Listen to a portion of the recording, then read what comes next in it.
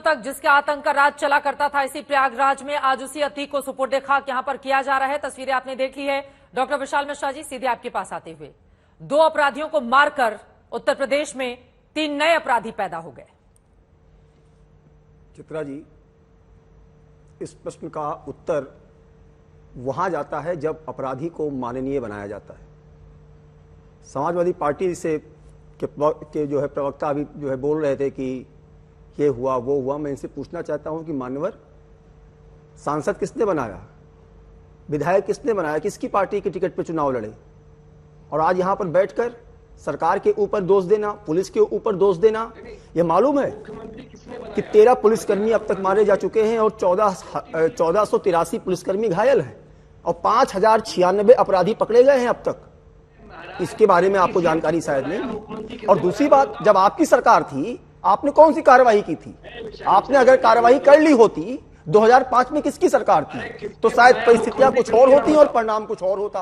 और चित्रा जी, जरा ये मैसेज तो देखिए, एफआईआर में रिपोर्ट आ रही है कि वो अपराधी बनना चाहते थे, अपराध की जगत में टॉप क्लास के अपराधी बनना चाहते थे।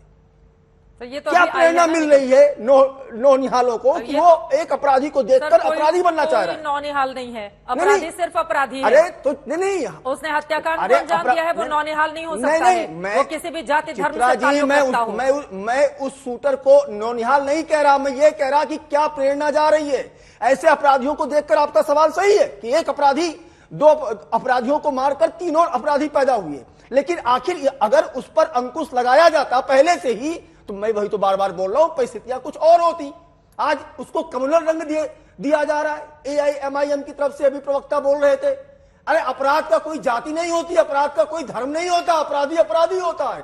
स्वीकार करना सीखिए अपराध को, अपराधी को, और अपराधी के कृत्य को, उसको तुरंत कम्युनल रंग देना।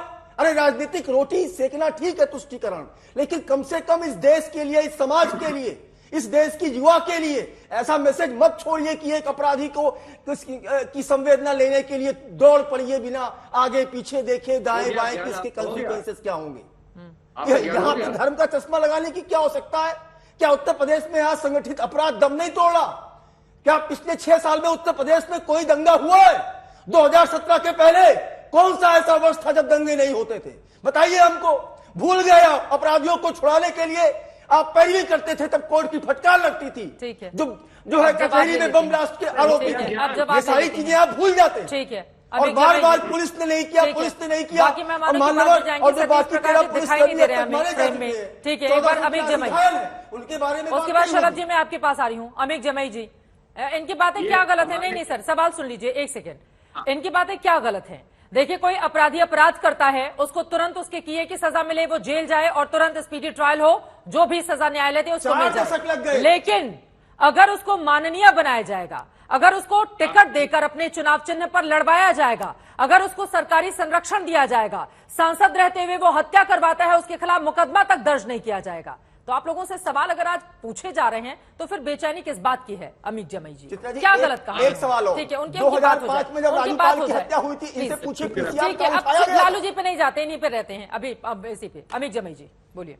शलभ भाई हमारे हैं, विशाल भाई है, शलभ जी का एक नया दोस्त बने हैं आजकल, जतिन प्रसाद जी। इनकी सरकार में मंत्री बन गए। जब मंत्री बने थे तो पूरे उत्तर प्रदेश में आंदोलन चला रहे थे कि उत्तर प्रदेश में योगी आदित्यनाथ जी की सरकार ने इतने ब्राह्मणों का फेक इनकाउंटर किया। ये मैंने नहीं बोला था, आज वजीर है इनकी सरकार में। कानपुर देहात में एक ब्राह्मण मां और बेटी को जिंदा जला दिया गया। विशाल जी का मुंह जो ना सिल गया था। हमारी समस्या ये है कि जो भी क्रिमिनल है उसके लिए रंजन जी बैठे हुए हैं, अभियोजन तैयार करिए, डीजीपी साहब बैठे हैं, कानून का इतना टाइट इंतजाम करेंगे, चाहे योगी जी की सरकार हो या अखिलेश जी की सरकार, कि उनकी जिंदगी जेल में सड़ जाएगी। और जेल में जब यहां पे डाला गया अतीक अहमद को, कहा गया कि गुजरात की जेल दुनिया की सबसे जहन्नम जेल है, और यूपी पुलिस ने बोला कि गुजरात की जेल से ही उमेश पाल की हत्याकांड रची गई। तो सवाल यह कि गुजरात जेल का स्पॉन्सर कौन था? और ये जो फेक इनकाउंटर है, हमारी समस्या फेक इनकाउंटर से। आप सजा दीजिए। माननीय अखिलेश जी ने पूछा फ्लोर पे कि आदरणीय मुख्यमंत्री जी एक टॉप 10 माफियाओं की सूची जारी करिए। अभी तक हमें इंतजार है कि मुख्यमंत्री जी किस दिन जारी करेंगे।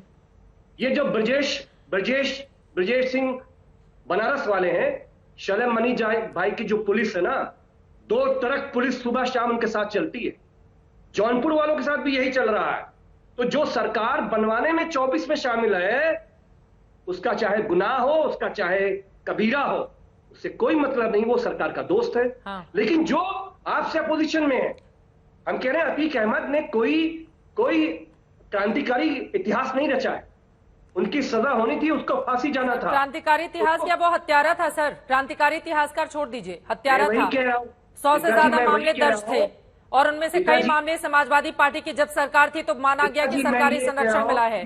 सर यही तो बात है ना कि अपराधी को सजा दिलाने में। और मैं दर्शकों को ये भी बता दूं, 2001, 2003, 2004 में कई ऐसे मामले थे जब सरकार ने मुकदमे वापस ले लिया अतीक अहमद पर से।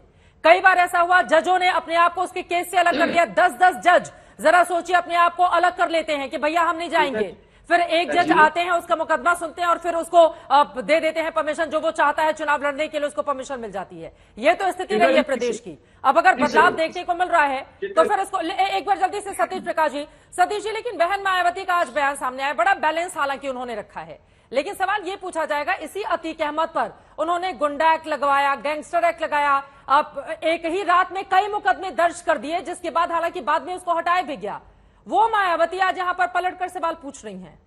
उनकी भी सरकार रही 2007 से 2012 तक, मजबूत वाली सरकार रही, क्यों नहीं उसके गुनाहों को अंजाम तक पहुंचाया गया? सतीश जी, उसके बाद सबके सवालों का शलभ जी आप जवाब दीजिएगा। नहीं, अगर कोई अपराधी होगा, अपराधी के अपराध का निर्णय या उसके ऊपर डिसीजन लेने का काम पुलिस का थोड़ा ही है। वो तो एक देश में न्यायिक व्यवस्था है ना। देखिए, हम किसी भी लोकतांत्रिक व्यवस्था में 3 सिस्टम होते हैं, आपकी विधायिका, आपकी कार्यपालिका और आपकी न्यायपालिका। कार्यपालिका क्या संभव है? आपने देखिए, 2 पिता और पुत्र की जान गई है ना। बेटे को इसलिए मारा गया कि वो न्यायिक व्यवस्था से जाकर के जुड़े, और पिता ने अपनी जान इसलिए गंवाई कि वो न्यायिक के दौर से गुजरा था। देखिए, मेरा मानना ये है कि किसी भी प्रक्रिया से गुजर रहा था सर? 79 में पहला कत्ल किया हो, अभी 2023 चल रहा है, कौन सी न्यायिक प्रक्रिया? अब तो ये सवाल पूछा जाना चाहिए ना, इस पर भी बहस होनी चाहिए। न्याय में समय पर न्याय नहीं मिलना, न्याय में देरी न्याय नहीं मिलने के समान है। और इस पूरे मामले में भी हमने यही देखा है। कम से कम उमेश पाल के घर वालों को तसल्ली तो है, जिनके घर के लोग मारे जाते हैं उनको सोचिए उनके ऊपर क्या गुजरती है। दीजिए ना। हाँ, आप एक काम कीजिए, ये सारे के सारे न्यायालय बंद कर दीजिए, लोकतांत्रिक व्यवस्था को छोड़ अरे दीजिए। सतीश प्रकाश जी, न्यायालय बंद करने की बात नहीं हो रही है, बात इस बात की हो रही है कि कितनी तेजी से अपराधियों को उनके अंजाम तक पहुंचाया जाए। ऐसे गोल ऐसी बातें नहीं सतीश प्रकाश जी, ऐसी। मैं तो कह रही हूँ कि मायावती जी ने कई मुकदमे दर्ज किए थे रातों रात इसी अतीक अहमद पर, और आज वो बचाव के लिए सामने आ रही है। सलमणि त्रिपाठी जी, लेकिन वो जो बातें कह रहे हैं न्यायालय बंद कर दीजिए, इसी तरह से इंसाफ दिया जाना हो तो। चित्रा जी, देखिए, समस्या क्या है कि बहुजन समाज पार्टी और समाजवादी पार्टी को गुस्सा इस बात का है कि आज जो कार्रवाई हो रही है, वो कार्रवाई क्यों हो रही है? राजू पाल पिछड़े समाज से आते थे, एक गरीब परिवार से आते थे। उमेश पाल एक पिछड़े परिवार से आते थे। पिछड़ों की हत्या हो जाए, ये अतीक अहमद के साथ खड़े रहेंगे। दलितों की हत्या हो जाए, ये मुख्तार अंसारी के साथ पिछड़ों की कभी राजू पाल की दीन दहाड़े हत्या उसके भाई अशरफ ने कराई, पिछड़े के साथ नहीं खड़े होंगे। उमेश पाल की दीन दहाड़े हत्या अतीक अहमद के लोगों ने की, उसके बेटे ने की, ये पिछड़ों के साथ नहीं खड़े होंगे। आप देखिए किसके साथ खड़े हैं, अतीक अहमद के साथ खड़े हैं, अशरफ के साथ खड़े हैं। लेकिन उत्तर प्रदेश की सरकार ने दिखाया, योगी आदित्यनाथ जी ने दिखाया, प्रधानमंत्री जी के लीडरशिप में दिखाया कि किसी पिछड़े के ऊपर अगर अत्याचार होगा तो सरकार उसका जवाब देगी।